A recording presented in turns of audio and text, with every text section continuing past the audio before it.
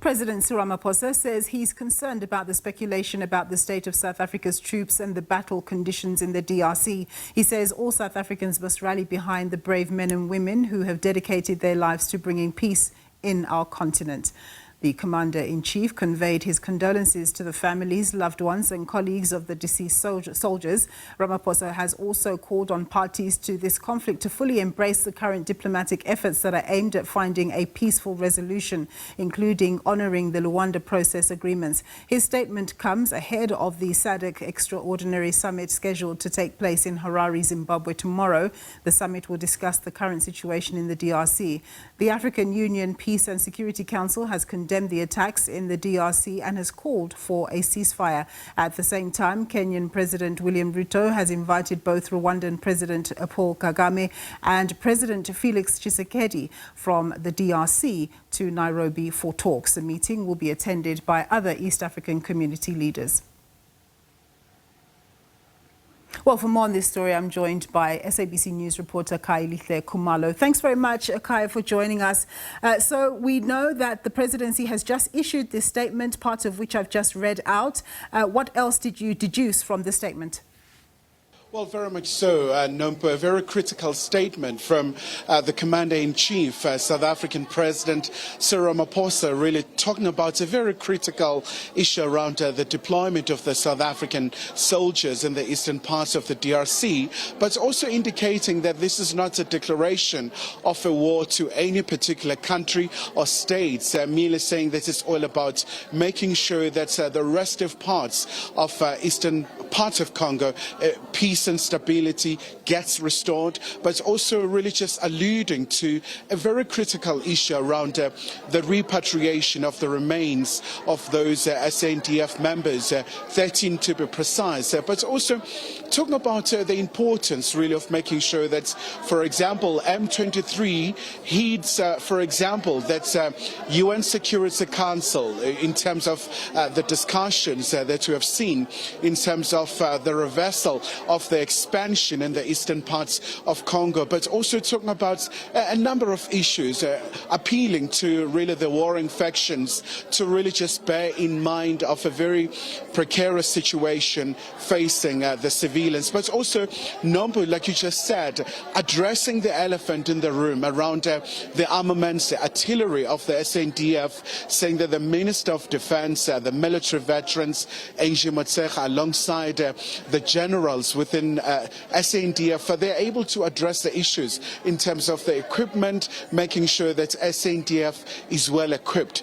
Currently, they're in the DRC as part of the SADC mission in the DRC, but of course MONUSCO, which is the United Nations wing that is currently deployed in the Democratic Republic of Congo, but really just making a very clarion call to all the parties to really just understand that this is a very volatile situation, Nompo, describing the situation where the troops are deployed in Sake and Goma as tense, volatile and also unpredictable.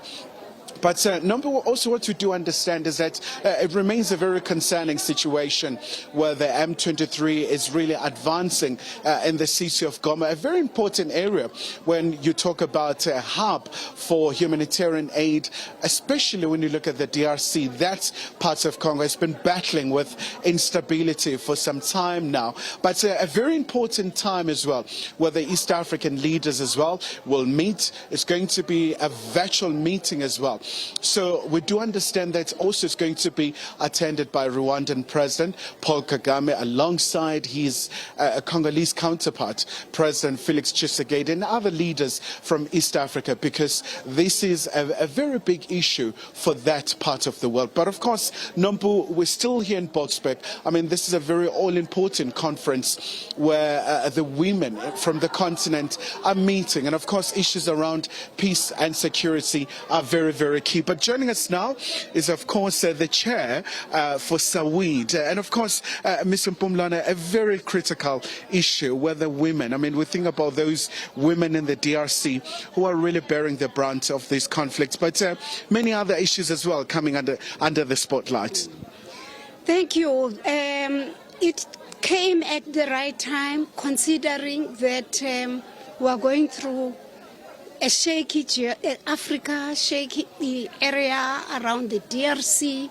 We've got women. I've just come from a session on peace and security and hearing testimonies of women just traveling to this conference. Half of the women couldn't come from Goma because the airport was closed. The concerns that women are raising are very simple. Why do our leaders not find a way of resolving issues through peaceful means? They are asking very simple. We want to live in peace. We want to raise up our children in peace. We want to grow this Africa. We want to grow our own nations, and as women we want to participate. We have signed declarations, 1325 we have signed, we have marched, we have cried, and we, as South Africa in particular in the DRC, we have played a major role in trying to stabilizing an area that is critical for Africa. It's a bit disappointing that we have gone back to war in that area after all the investment, which is why South Africans are asking the question, why is that area not stabilized? We send our condolences to the families here in South Africa who have had to pay the price for making peace in the continent.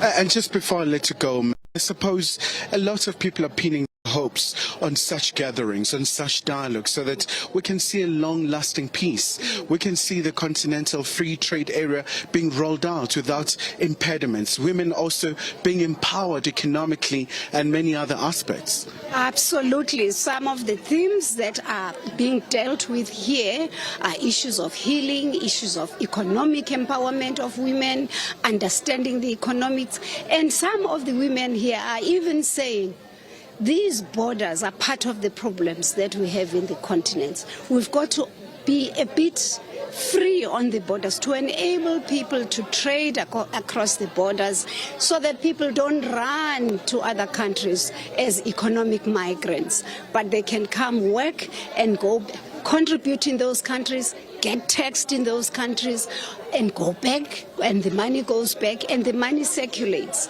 and have stability. And so women here are saying, we want to be part of the solution.